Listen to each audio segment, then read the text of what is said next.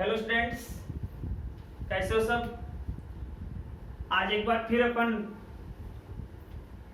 NEET के लिए जो सेल बायोलॉजी का अपना टॉपिक चल रहा है, सेल बायोलॉजी का अपना टॉपिक का जो एक कोशिकांग है राइबोसोम। आज अपन राइबोसोम के बारे में बातें करेंगे। इसके ठीक पहले अपन ने सेंट्रोसोम पढ़ा था। तो अब जो कोशिकांग अपने चलेंगे वो झिल्ली रहित कोशिकांग चलेंगे, क्योंकि सबसे पहले अपन ने दो झिल्लियों से घिरे हुए कोशिकांग पढ़े थे, फिर एकल झिल्ली से घिरे हुए कोशिकांग पढ़े थे। तो आज अपन पढ़ेंगे झिल्ली रहित कोशिकांग, और झिल्ली रहित कोशिकांग होता है वो राइबोसोम होता है। देखिए आज का अपना जो टॉपिक राइबोसोम रहेगा, तो मैंने आपको कहा था कि हर एक कोशिकांग का उपनाम जरूर होता है। जैसे इसको अपन क्या कहते हैं, प्रोटीन फैक्ट्री कहते हैं। प्रोटीन फैक्ट्री के अदरवाइज अपन इसको कोशिका का इंजन भी कहते हैं। क्या कहते हैं? कोशिका का इंजन भी इसे ही कहते हैं। क्यों कहते हैं प्रोटीन फैक्ट्री, क्यों कहते हैं? इस नाम से स्पष्ट है। फैक्ट्री जहां होती है, जैसे मान लो यूरिया की फैक्ट्री है, तो वहां यूरिया ही तो बनेगी, ये तो नहीं कि वहां दाल बनने लग जाएगी। तो इसी के कारण अपन फैक्ट्री, यदि प्रोटीन के, इसका मतलब यहाँ प्रोटीन का निर्माण हो रहा है, प्रोटीन का यहाँ संश्लेषण हो रहा है। अब प्रोटीन अपने शरीर के भोज्य घटकों का एक महत्वपूर्ण घटक है, आपको पता ही है।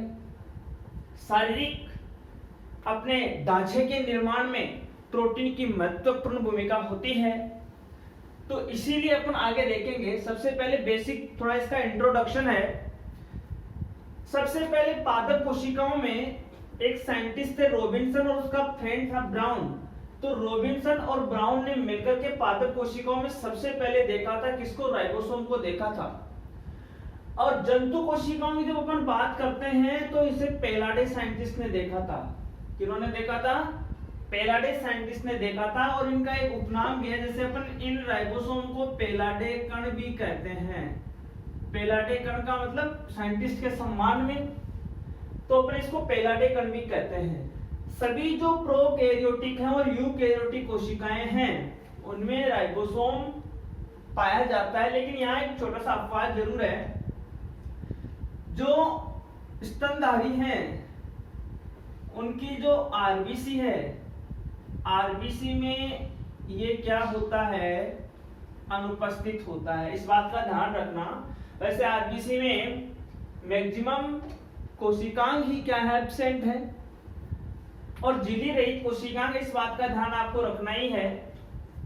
राइबोसोम बनता किससे है? तो राइबोसोम एक तो राइबोसोमल आरएनए से बनता है। मतलब आरएनए का मतलब बोले तो अपन राइबोसोमल आरएनए, और एक मिलके बना हुआ होता है किससे? प्रोटीन से। इसी कारण ये राइबोसोम जब आरएनए और प्रोटीन से मिलकर के बना हुआ होता है, तो अपन इसको आरएनपी कण कहते हैं। कौन से कण कहते हैं? आरएनपी कण कहते हैं, यानी ribo nucleo protein. Ribo nucleo protein कहते हैं, आरएनपी कण कहते हैं। किसे कहते हैं? राइबोसोम को कहते हैं। क्यों कहते हैं? क्योंकि राइबोसोमल आरएनए और प्रोटीन से निर्मित होता है। साइज की अपन बात करते हैं तो 150 एंगस्ट्रॉम से लेकर के 250 एंगस्ट्रॉम तक क्या होती है? इसकी साइज होती है।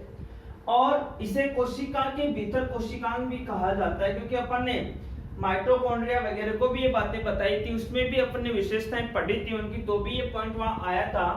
तो ये थोड़ी सी जनरल बातें थी राइबोसोम के बारे में। आप इसका स्क्रीनशॉट ले सकते हैं, नोटबुक में अपने इसके नोट्स के रूप में नोटेट कर सकते हैं। अब अपन बात करेंगे आगे कि राइबोसोम के प्रकार कितने होते हैं। तो अवसादन गुणांक के आधार पर राइबोसोम के दो प्रकार बताए गए हैं। किसके आधार पे?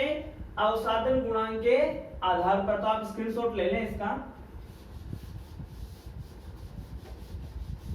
वो दो प्रकार कौन से हैं? एक 80S प्रकार का है, एक 70S प्रकार का राइबोसोम है।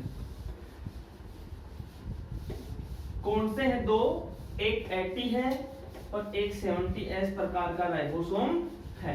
तो देखिए सबसे पहले बात करते हैं अपन इसके प्रकारों की।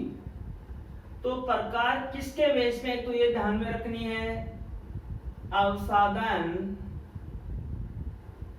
गुणांक के आधार पर राइबोसोम दो प्रकार के होते हैं। कितने प्रकार के होते हैं? दो प्रकार के होते हैं। एक राइबोसोम होता है वो 70S होता है, एक राइबोसोम होता है वो 80S प्रकार का होता है। एस यहाँ पे क्या है? एस यहाँ पे श्वेतबर्ग यूनिट है, साइंटिस्ट है वैसे। श्वेतबर्ग इकाई है एस। एस की मैं यह बात आगे कर 70S राइबोसोम किन में प्रेजेंट होगा? तो सभी प्रोकैरियोटिक कोशिकाओं में होगा, सभी प्रोकैरियोटिक सेल्स में होना है। लेकिन यहां देखना दो चीजें, दो आपको मैं और एग्जांपल दे रहा हूं। एक है माइटोकॉन्ड्रिया, माइटोकॉन्ड्रिया, और एक है क्लोरोप्लास्ट। तो माइटोकॉन्ड्रिया और क्लोरोप्लास्ट में भी 70S राइबोसोम होता है, जबकि ये तो दो झिल्लियों से घिरे हुए कोशिकांग हैं। और दो झिल्लियों से घिरे हुए कोशिकांग किसमें पाए जाते हैं? केवल यूकेरियोटिक कोशिकाओं में पाए जाते हैं। तो आप इस बात का ध्यान रखना। इधर अपन बात करेंगे तो 80S जो राइबोसोम होंगे वो यूकेरियोटिक कोशिकाओं में ही होंगे। कौन सी कोशिकाओं में? यूकेरियोटिक सेल्स में ही होंगे। लेकिन माइटोकॉन्ड्रिया, क्लोरोप्लास्ट एग्जाम्पल किसके हैं? यूकेरियोटिक कोशिकाओं के ही हैं, ऑर्गेन्स। लेकिन फिर भी ये जो ऑर्गेनेल्स हैं, कोशिकांग हैं, इनमें 70S टाइप का क्या होता है? राइबोसोम ही पाया जाता है। इस बात का ध्यान रखना विशेष रूप से, काफी बार नीट में क्वेश्चन आया हुआ भी है ये। फिर देखिए ये 70S राइबोसोम है, इसकी भी कितनी उप इकाइयां हैं? इसको उप इकाइयों में बांटा गया है। यहां मैं नोटेट कर रहा हूं, ये क्या है? उप इकाई है। और 80S है, उसकी भी कितनी उप इकाइयां हैं? दो उप इकाइयां हैं। ये है उप इकाई। एक उप इकाई होती है बड़ी होती है, एक उप इकाई होती है वो छोटी होती है। तो एक 50S है और 30S है, और इसकी 60S है और 40S है। ये जो इकाई है उप इकाई वो है बड़ी उप इकाई, बड़ी उप इकाई, और ये है छोटी उप इकाई। ठीक इसी प्रकार यह है बड़ी उप इकाई और ये है छोटी उप इकाई। देखिए इन उप इकाइयों का मान कभी भी अवसादन इस गुणांक के आधार पे जो मान नोटेड है टाइप से 70 के इक्वल नहीं होता है, आप ध्यान देना बिल्कुल। अब देखना यदि अपन स्ट्रक्चर की बात करते हैं, ये बड़ी इकाई छोटी इकाई कैसे स्थित होती है? जैसे ये बड़ी उप इकाई होती है ऐसे, ये कौन सी उप इकाई होगी? बड़ी होगी। और इसके ऊपर ये जो उप इकाई होगी वो कौन सी होगी? छोटी उप इकाई हो जाएगी। यानी अपन डायग्राम के रूप में देखें तो 70S की ये कौन सी हो जाएगी? 50S हो जाएगी, और ये कौन सी S हो जाएगी? 30S हो जाएगी। इस प्रकार की स्ट्रक्चर हो जाएगी राइबोसोम की।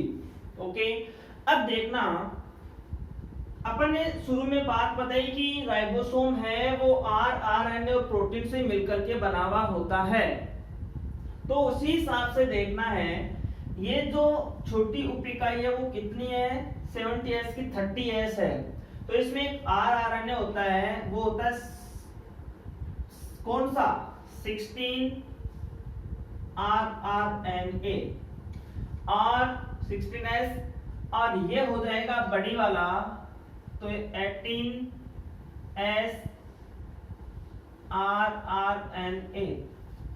अब ये जो बड़ी उप इकाइयां हैं ये भी, इसमें भी दो विशिष्ट प्रकार के rRNA होंगे, और इसमें 3 प्रकार के rRNA होंगे। इसमें है एक 23S टाइप का और एक है 5S टाइप का rRNA। ओके,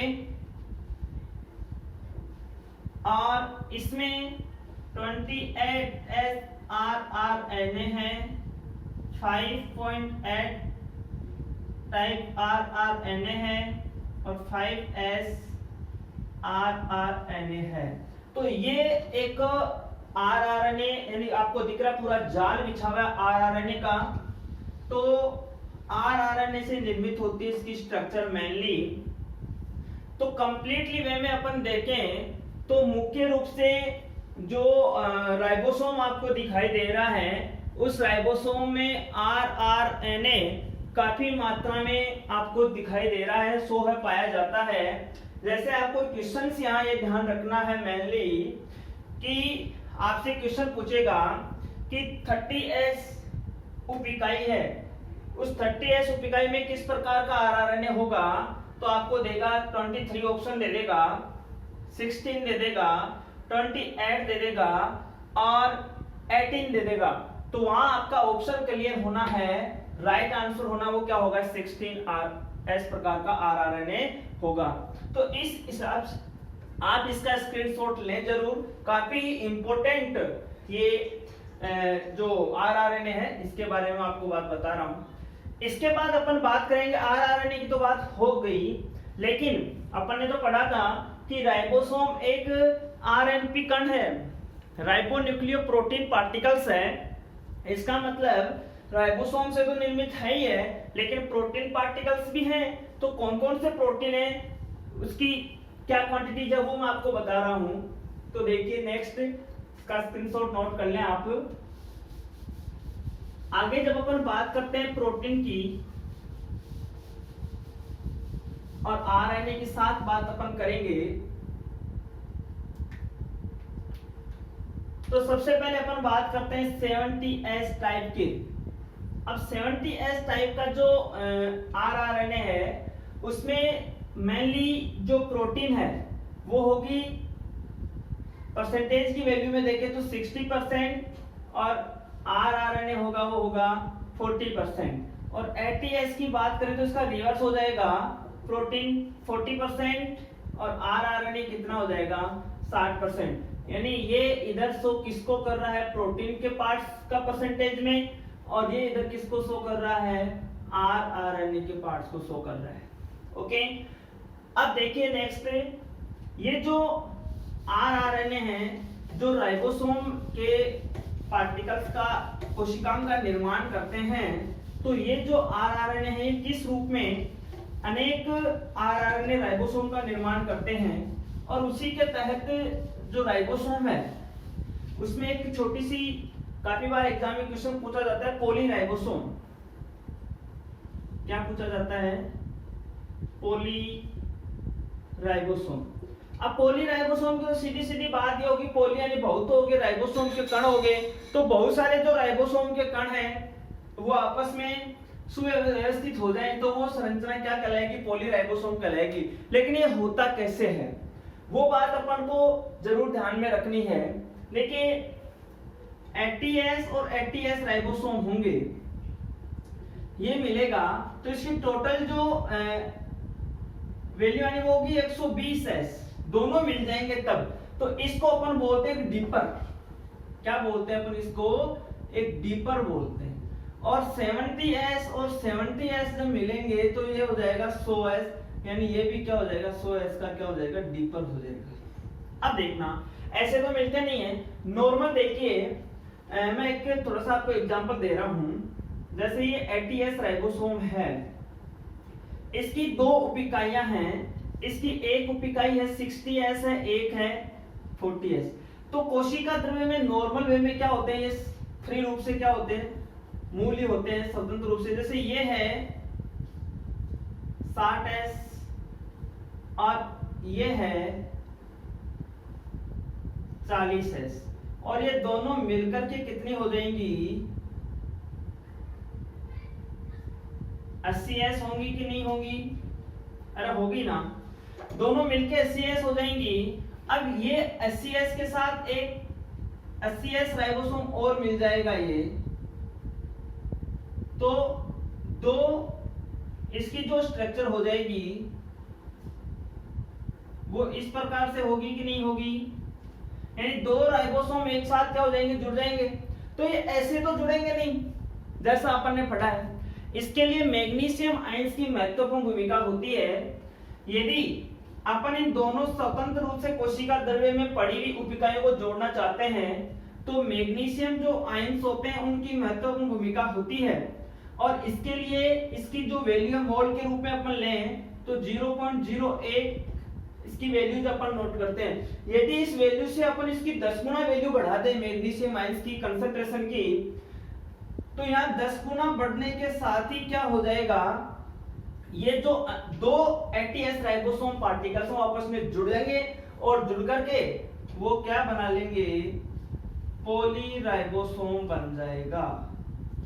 क्या बन जाएगा, पॉलीराइबोसोम बन जाएगा। इस प्रकार से आपको ये ध्यान रखना है कौन से आयंस की महत्वपूर्ण भूमिका होती है, तो मैग्नीशियम आयंस की महत्वपूर्ण भूमिका होती है, इस बात का ध्यान में रखना। अब अपन बात करते हैं राइबोसोम के कार्य की। तो सबसे इंपॉर्टेंट एक ही कार्य है, वो ही ध्यान में रखना है, क्योंकि इसका कार्य है प्रोटीन संश्लेषण करना। इसका संश्लेषण करना, प्रोटीन संश्लेषण। और प्रोटीन संश्लेषण की प्रोसेस क्या कहलाती है, जिसको अपन क्या कहते हैं, अनुवादन। और अनुवादन की प्रोसेस होती है तो उसके अंतर्गत क्या होता है, एमआरएनए से अपन निर्माण, डीएनए की डुप्लीकेशन होती है, तो डीएनए फिर एमआरएनए फिर प्रोटीन का संश्लेषण होता है एमआरएनए से। तो इसी प्रकार से ये जो राइबोसोम पार्टिकल्स होते हैं वो कोशिका द्रव्य में एमआरएनए से ज्वाइंट होते हैं। एमआरएनए से ज्वाइंट होकर के अनुवादन की प्रोसेस के तहत किसका निर्माण करते हैं, प्रोटीन संश्लेषण का कार्य करते हैं। ये अपना टॉपिक था राइबोसोम का। बाकी बात अपन नेक्स्ट वीडियो में करेंगे। और ज्यादा से ज्यादा अपने चैनल को लाइक, शेयर और सब्सक्राइब करें। धन्यवाद।